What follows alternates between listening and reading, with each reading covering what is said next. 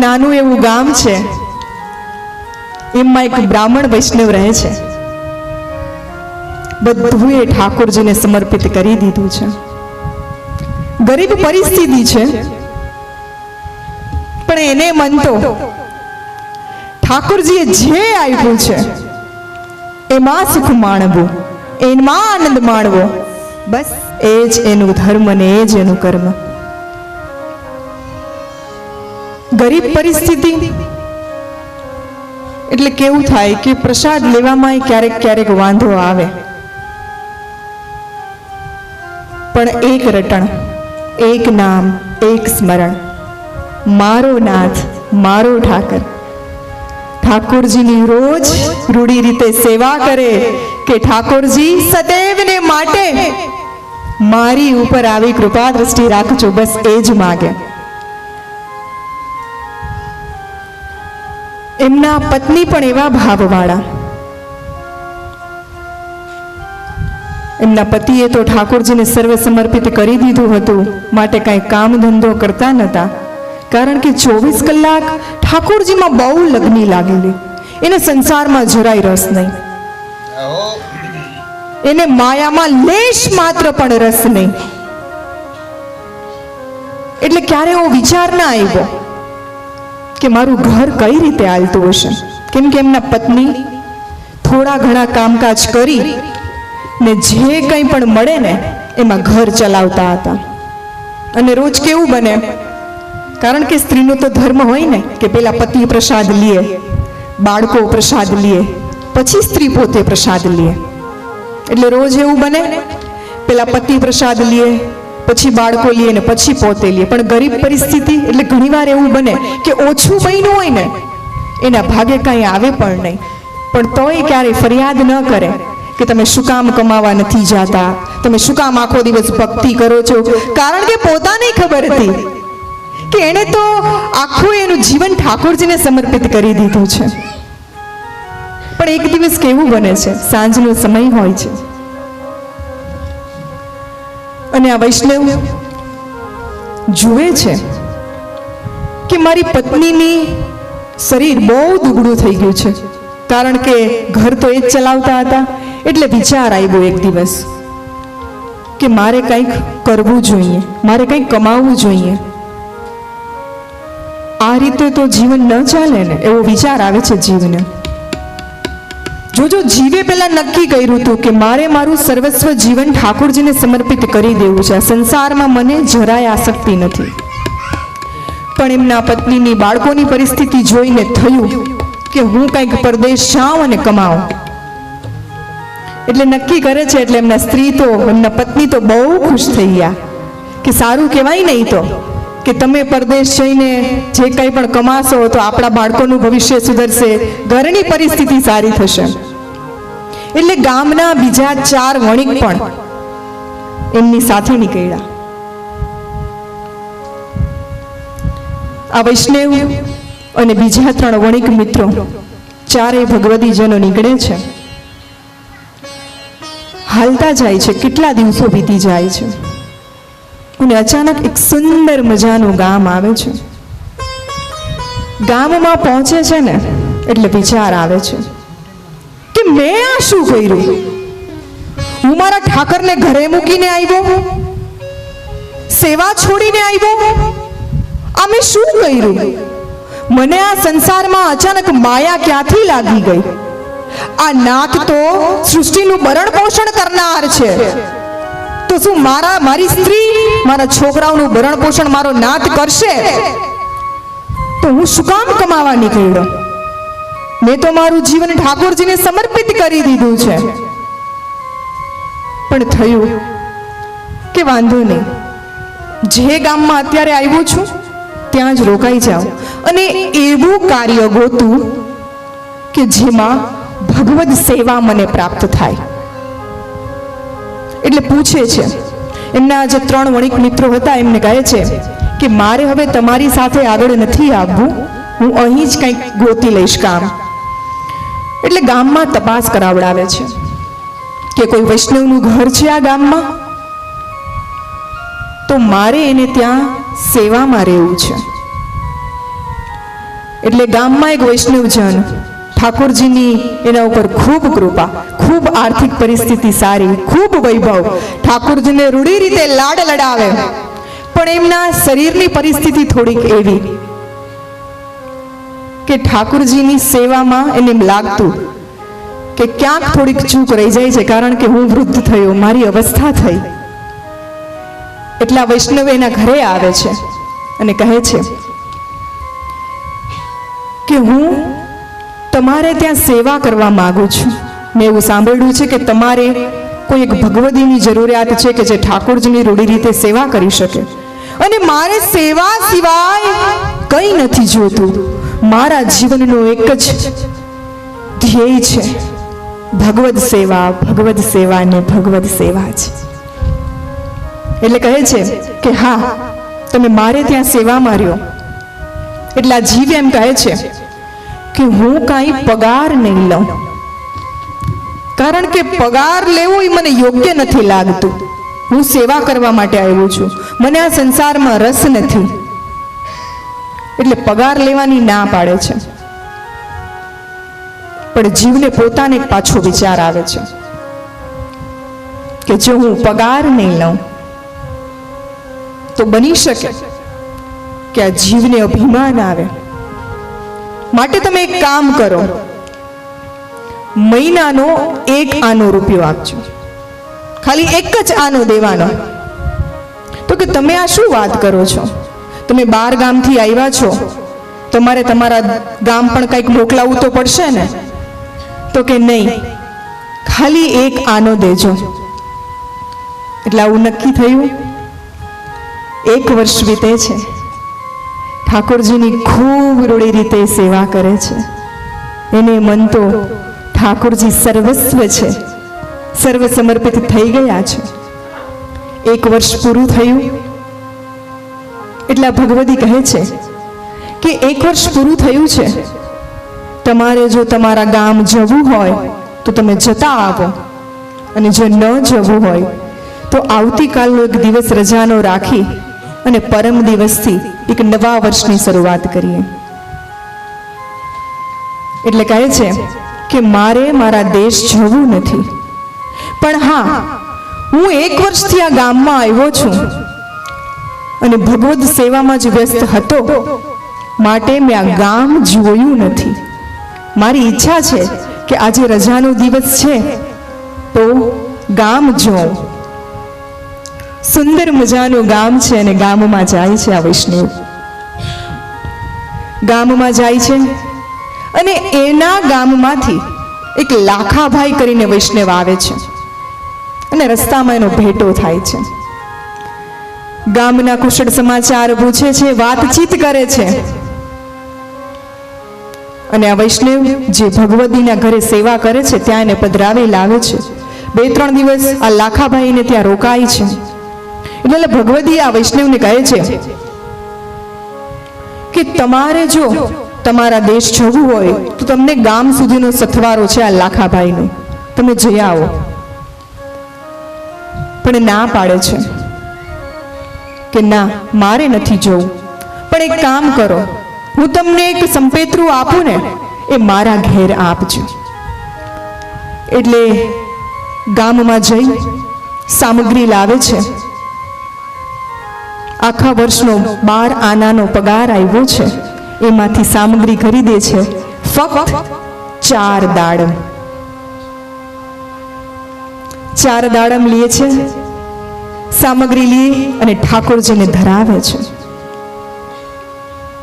ઠાકોરજીને ધરાવી અને પછી એક થેલીમાં એ મૂકી અને લાખાભાઈને આપે છે કે મારું આ સંપેતરું મારા ઘેર આપજો અને મારા કુશળ સમાચાર આપજો. એટલે લાખાભાઈ તો એ સંપેતરું લઈ લે છે અને 2-3 દિવસ રોકાણા, ખૂબ આનંદ કર્યો, કીર્તન સત્સંગ કર્યા અને હવે ત્યાંથી નીકળે છે. હવે એક ગામમાં એક રાજાને રોગ થયેલો. રાજાએ કેટલા રાજવૈદોને બોલાવ્યા, કેટલો ઉપચાર કરાવ્યો, દવા કરાવી, પણ રાજાને રોગ મટતો નથી. એટલે રાજા એક ત્રિકાળ જ્ઞાની પંડિતને બોલાવે છે કે આનો ઉપાય શું? કારણ કે એટલી રાજાને અસહ્ય પીડા થાય છે કે સહન કરી શકાતું નથી, અને રાજાને એન કેન પ્રકારે આ રોગમાંથી મુક્ત થવું હતું. કારણ કે જેમ જેમ દિવસો થાય રાજાને પીડા વધતી જાય. એટલે ત્રિકાળ જ્ઞાની પંડિતને બોલાવે છે અને પંડિતને કહે છે કે તમે જરાક જુઓ ને આનો ઉપાય શું છે, કારણ કે હવે આ પીડા મારાથી સહન નથી થતી. એટલા પંડિત જોવે છે કે એક લાખાભાઈ કરીને એક વૈષ્ણવ આવે છે, હજી થોડે ગામ દૂર છે, પણ એની થેલીમાં 4 દાડમ છે. આ ત્રિકાળ જ્ઞાની પંડિત રાજાને બધું કહે છે જોઈને કે લાખાભાઈની થેલીમાં 4 દાડમ છે. એક ગામમાં એક વૈષ્ણવ ઠાકોરજીની રૂઢી રીતે સેવા કરે છે, અને એણે આ દાડમ લાખાભાઈને આપ્યા છે. પણ તમે જો લાખાભાઈ પાસેથી એ દાડમ લઈ ને તમે જો આરોગો ને તો તમારો રોગ દૂર થાય. રાજાને તો ઉપાય મળી ગયો એટલે ખૂબ આનંદમાં આવી ગયા કે હવે મને ઉપાય મળી ગયો. એટલે રાજાએ કીધું, સિપાહીઓને મોકલ્યા કે જાઓ ગામના પાદરે, જેવા તમને લાખાભાઈ દેખાય વાજતે ગાજતે સ્વાગત કરતા કરતા એને રાજ દરબારમાં પધરાવી લાવજો. એટલે લાખાભાઈ તો આવે છે અને ગામને પાદર પહોંચે છે. ત્યાં તો રાજાના સિપાહીઓ બધા બેઠા છે, ખૂબ સ્વાગત કરે છે લાખાભાઈનું, અને વાજતે ગાજતે લાખાભાઈને દરબારગઢમાં લઈ આવે છે. રાજ દરબારમાં આવે છે લાખાભાઈ, એટલે રાજા એની ખૂબ આગતા સ્વાગતા કરે છે. કારણ કે રાજાને તો ઓલા 4 દાડમ જોતા હતા, બહુ સાચવે છે, અને લાખાભાઈને ખૂબ આગ્રહ કરે છે કે તમે મારે ત્યાં રોકાવ. ખૂબ લાડ લડાવે છે, રોજ નત નવા પકવાન એમને આરોગાવે છે, બહુ રૂઢી રીતે સેવા કરે છે. 2-3 દિવસ થાય છે, સાંજનો સમય છે. લાખાભાઈ અને રાજા બે સંવાદ કરી રહ્યા છે.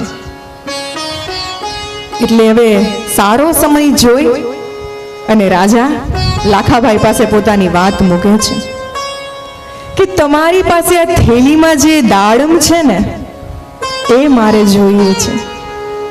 એટલે લાખાભાઈ વિનંતી કરે છે કે હે રાજા, તમે તો આ ગામના રાજા છો, જે માંગો એ હું તમને આપું, પણ મારા વાલા મારી વિનંતી સાંભળો, મારાથી આ દાડમ તમને ન આપી શકાય. કારણ કે આ મારી જવાબદારી છે. મારે મારા મિત્ર વૈષ્ણવ જે છે, જે બાજુના ગામમાં રહે છે, અને એમને આ સંપેતરું મને સોંપ્યું છે કે મારે ઘેર અમારી થેલી પહોંચાડશો. તમે કદાચ મારા પ્રાણ માગી લીધા હોત તો હું રાજી ખુશીથી આપી દેત, પણ તમે આ જે માગ્યું છે એ મારા હકનું નથી, અને મારા હકનું ન હોય એટલે હું આપી ન શકું. એટલે બીજે દિવસે સવાર પડે છે, એટલે રાજા ખાલી એટલી વાત કરે છે કે તમે મને ભલે દાડમ ન આપો, ખાલી દાડમના દર્શન તો કરાવો. એટલે લાખાભાઈ દાડમના દર્શન કરાવે છે, અને રાજા જુએ છે અને ફક્ત એની સુગંધ લે છે. જોજો આ ભગવત સેવામાં આ કેટલી ઠાકોરજીની કૃપા છે ને, તમે એ જોજો. ખાલી એની સુગંધ લે છે, અને જેવી સુગંધ લે છે ને હૈયે અપાર ટાઢક થાય છે, મનને શાંતિ થાય છે.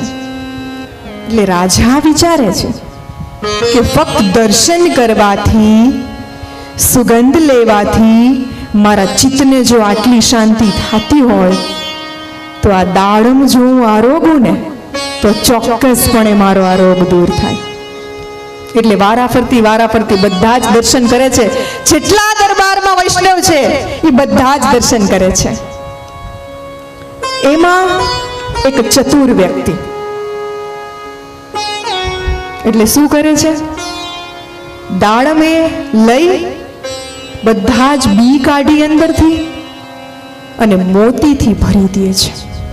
ચારે ચાર દાડમ મોતીથી ભરી દે છે અને જેવા હતા એવા જ પેક કરી સરસ મજાની પાછી થેલી સીવી ને લાખાભાઈને આપી દે છે. લાખાભાઈ તો આ વાતથી અજાણ કે આમાંથી તો બી કાઢી લીધા છે દાડમના ને અંદર સાચા મોતી ભરી દીધા છે. એટલે લાખાભાઈ રાજાની રજા લઈ ને ત્યાંથી રવાના થાય છે. એને ગામ આવે છે અને આ વૈષ્ણવને ઘેર જાય છે. સકુશળ સમાચાર આપે છે અને કહે છે કે તમારા પતિએ આ તમારા માટે એક થેલી મોકલાવી છે જે હું તમને આપું છું. એટલે પત્ની તો એક વર્ષે સમાચાર આવે છે હરખ ગેલી થઈ જાય છે કે એક વર્ષે પતિના સકુશળના સમાચાર આવ્યા છે. અને થેલી ખોલીને જુએ છે ને ફક્ત 4 દાડમ નીકળે છે. એટલે આ પત્નીને વિચાર આવે છે કે કમાવા માટે ગયા હતા, આખું વર્ષ કમાણી તો કરી હશે ને, તો ફક્ત 4 દાડમ કેમ ખાલી 4 દાડમ જ મોકલ્યા? પણ પત્નીને તો એને મન એનો પતિ અને એના પ્રત્યે ભાવ બહુ.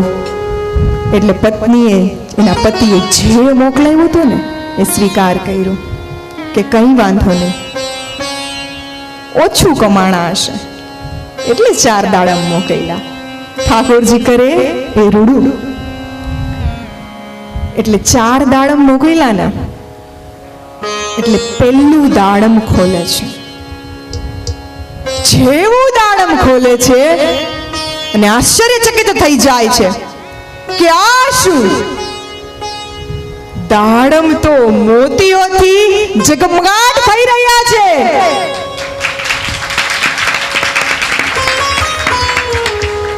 ચારે ચાર મોતીથી ભરેલા ભરપૂર છે. અને જોઈને વિચારમાં આવે છે કે ઓહો હો હો હો હો, મારા પતિએ તો સાચા મોતી મોકલ્યા છે. હવે ઘણીવાર કેવું થાય કે ક્યારેક બુદ્ધિ ભ્રષ્ટ થાય. એટલે સ્ત્રીને એવો વિચાર આવે છે કે ઓહો, સાચા મોતીના દાડમ મોકલ્યા, ત્યાં તો પતિને કેવા ઠાઠ માઠ હશે, કેવા આનંદથી રહેતા હશે. એ વ્યક્તિ બધું ભૂલી ગયા કે આ વ્યક્તિ શું કરતા હશે, સકુશળ હશે કે આનંદમાં હશે. પણ આ સાચા મોતી થઈને હરખેલા થઈ ગયા. એટલે વિચાર કર્યો કે એક મોતી લઈ ઝવેરી પાસે જાઓ, જે વળતર આવે ને એમાંથી આનંદ કરીએ. એટલે એક જ મોતી લઈ છે, 4 દાડમ ભરેલા છે, એમાંથી એક જ મોતી લઈ છે અને ઝવેરીની દુકાને જાય છે. અને ઝવેરી કહે છે કે એક મોતીના 1.25 લાખ રૂપિયા છે. એટલે આ સ્ત્રી કહે છે કે અત્યારે મને ફક્ત 50,000 આપો, બાકીના જ્યારે મારા પતિ આવશે ત્યારે લઈ જશે. એટલે આમણે તો એક મોતીથી સુંદર મજાનો મહેલ બનાવડાવ્યો, કારણ કે આટલું સરસ વળતર આવ્યું હતું અને ઠાઠ માઠથી આનંદ કરવા લાગ્યા. બધું ભૂલી ગયા. આમને આમ દિવસો જાય છે. બીજું વર્ષ પૂરું થવા આવે છે. ઓલા વૈષ્ણવ તો ફક્ત એક જ ધ્યેય, ભગવદ સેવા, ભગવદ સેવા ને બસ ભગવદ સેવા. બીજું વર્ષ પૂરું થાય છે એટલે જેમને ત્યાં સેવા કરતા હોય છે એ વૈષ્ણવ કહે છે કે બીજું વર્ષ પૂર્ણ થયું, તમારે જો તમારે ગામ જવું હોય તો તમે જઈ આવો. એટલે આ ભગવતી ના પાડે છે કે મારે નથી જવું, પણ કાલનો દિવસ રજા છે તો હું ગામમાં આંટો મારી આવું. એટલે ગામમાં આંટો મારવા જાય છે. એના જે ઓલા 3 સાથી મિત્રો જે કમાવા પરદેશ ગયા હતા ને, એ બરોબર એને ત્યાં મળે છે. એટલે એમ કહે છે કે પધારો તમે, અને એમને ઘરે પધરાવે છે. એ મિત્રો પણ ખૂબ આનંદથી રહે છે. એટલે ઓલા વૈષ્ણવ ફરી એકવાર ખુશ થઈ ગયા. તમને ઈચ્છા હોય તો ગામ સુધીનો સથવારો છે, તમે એમની સાથે જઈ આવો અને પછી પરત આવજો. એટલે એમ થયું કે 2 વર્ષ થઈ ગયા, મેં મારી પત્નીનું મુખ નથી જોયું, બાળકોનું મુખ નથી જોયું. જીવતા હશે કે નહીં એ મને તો ખબર નથી. એટલે વિચારે છે કે હાલને જઈ આવું. એટલે નીકળે છે આ 3 મિત્રો અને સાથે આ વૈષ્ણવ. પાદરે વળાવવા માટે ઓલા ભગવતી જાય છે ને બરાબર યાદ આવે છે કે આ વર્ષનો પગાર આપવાનો તો ભૂલાઈ ગયો.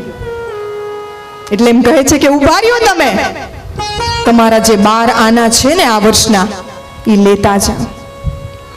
એટલે વૈષ્ણવ એમ કહે છે પણ જો હવે તમે ઘરે પાછા જાશો અને પાછા આવશો તો અમારે બહુ મોડું થઈ જશે, માટે તમે ઘરે ન જાઓ, હું પાછો આવવાનો જ છું, ત્યારે મને આપજો. એટલે ભગવતી શું કહે છે કે આ દેહનો શું ભરોસો, કદાચ તમે આવો ને મારા દેહનો જો ત્યાગ થઈ જાય તો તમારા જે 12 આના મારે દેવાના છે એ રહી જાય અને મારે એ દેવા માટે ફરી અવતાર લેવો પડે. માટે કહે છે કે તમે ઉભા રહ્યો. પણ પેલા વૈષ્ણવે ના પાડી ને, એટલે એમ કહે છે કે કાંઈ વાંધો નહીં, આવતા વર્ષે આપી દઈશ, ચાલો. પણ એના બદલામાં હું તમને 4 વાત કહું. હવે આ 4 વાત શું કહે છે કે તમે અહીંથી નીકળશો ને, સુંદર મજાની નદી આવશે, 2 કાંઠે નદી વહેતી હશે, સુંદર મજાના ઝાડ હશે, પવન લહેરાતો હશે, પણ તમે આ કાંઠે ન રોકાતા, સામે કાંઠે જજો.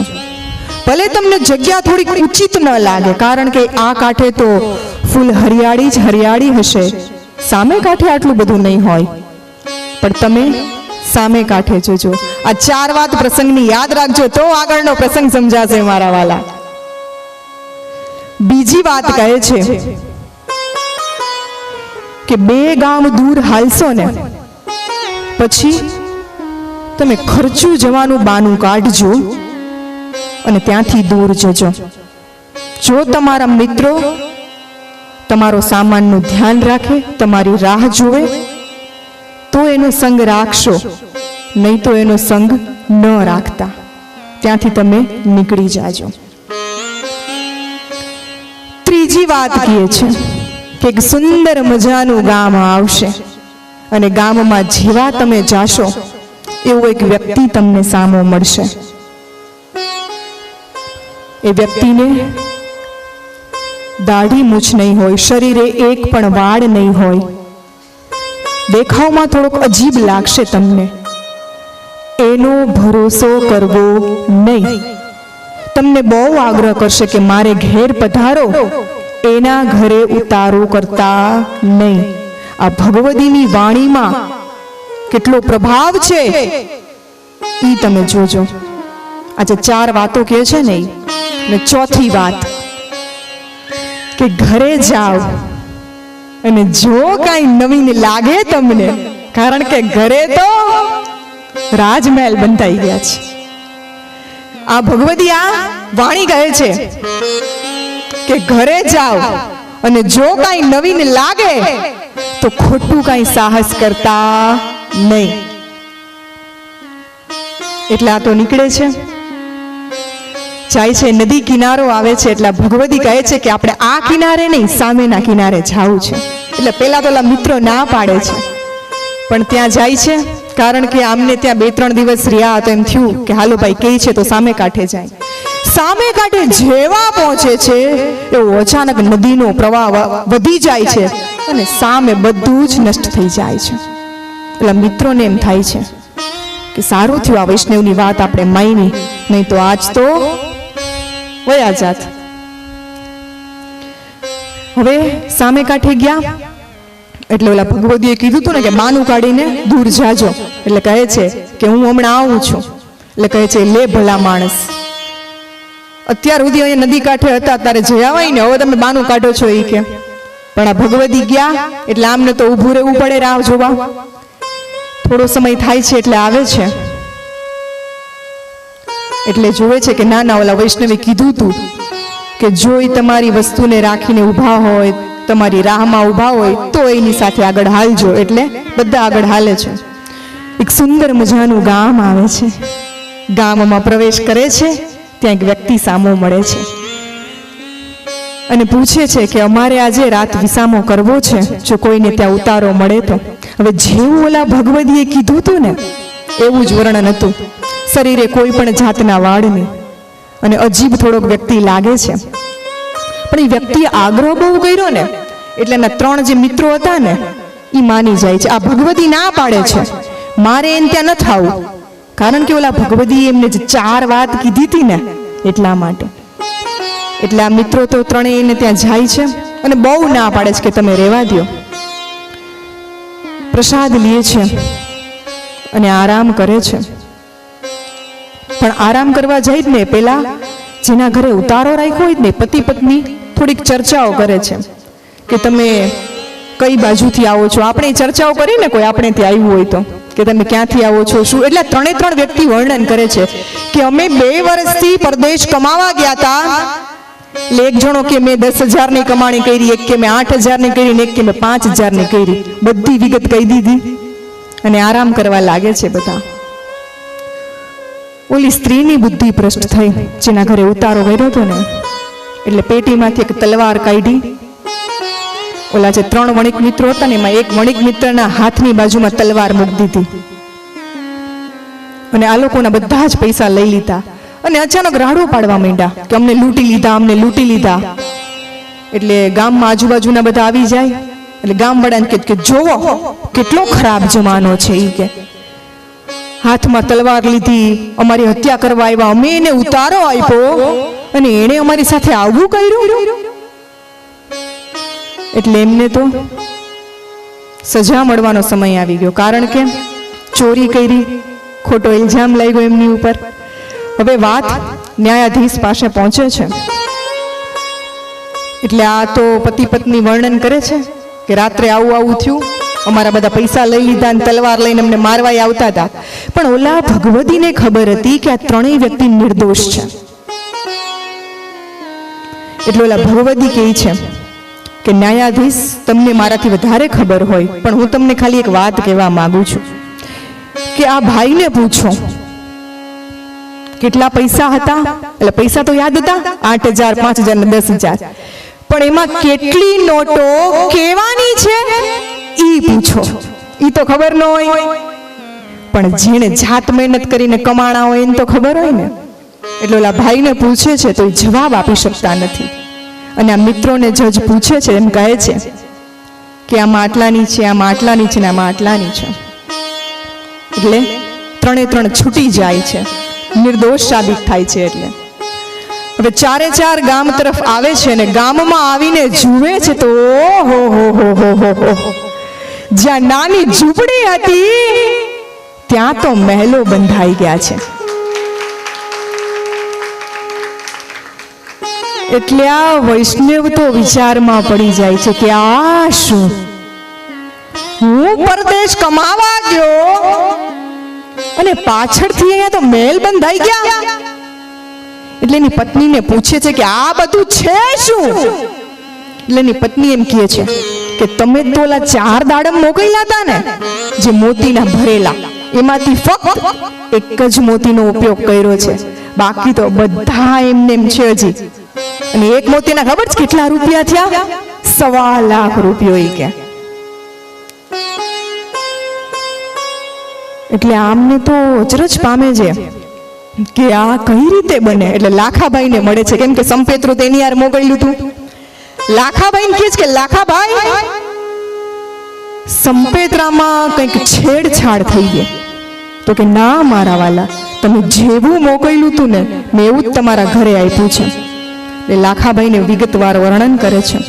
એ લાખાભાઈ એમ કહે છે કે બની શકે કે હું રાજાને ત્યાં રોકાણો ને ત્યાં કંઈક ઘટના ઘટી હોય.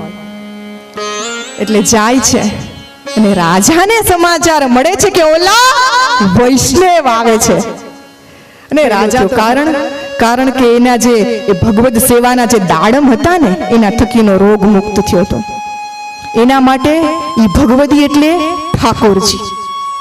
રાજાને ખબર પડી કે લાખાભાઈ ને ઓલા વૈષ્ણવ આવે છે. એટલે ગામનાને કહે કે હાલો સામૈયાની તૈયારી કરો, આજ તો ઓલા વૈષ્ણવ આવે છે ને લાખાભાઈ આવે છે. એટલે વાજતે ગાજતે લાખાભાઈ અને વૈષ્ણવને દરબારગઢમાં લઈ આવે છે અને કહે છે કે તમે તો મારા માટે સાક્ષાત મારા ઠાકોરજી છો. એટલે આ વૈષ્ણવ વિચારમાં પડી ગયા કે આ શું ઘટના ઘટી કઈ ખબર નથી પડતી. એટલે રાજા વર્ણન કરે છે કે તમે જે દાડમ મોકલ્યા હતા ને, જે ભગવદ સેવાના જે ફળ હતું ને, કેનું ફળ? ભગવદ સેવાનું.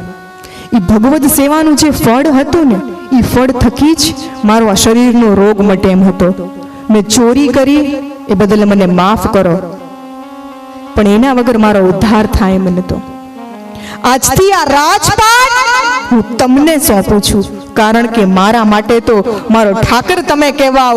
કારણ કે એક ભગવતી થકી જ એક ભગવતીનો ઉદ્ધાર થાય છે. અને મને આજે આ વાત સમજાઈ ગઈ છે, સાક્ષાત્કાર થયો છે કે તમારા થકી મને ઠાકોરજી મળ્યા છે. એટલે આ ભગવતી કહે છે કે મારું શું ગજું, જે કાંઈ થયું છે ઠાકર થકી થયું છે. એટલે આ રાજા પણ નામ નિવેદન લે છે, ઠાકોરજીનું શરણાગત લે છે. અને ઠાકોરજીનું શરણાગત લીધા પછી રાજાને મન તો જેમાં ભગવતીને મન મારો નાથ, મારો પ્રાણાધાર, મારો ઠાકોરજી, એમ રાજાને મન પણ મારો નાથ, મારા ઠાકોરજી જ સર્વસ્વ. આ વચનામૃતની અંદર આપણે જે 11મું વચનામૃત જે કરી રહ્યા છીએ અત્યારે, એનું આ ભાવાર્થ આ છે કે ભગવદ સેવા થકી જ પ્રભુને પામી શકાય.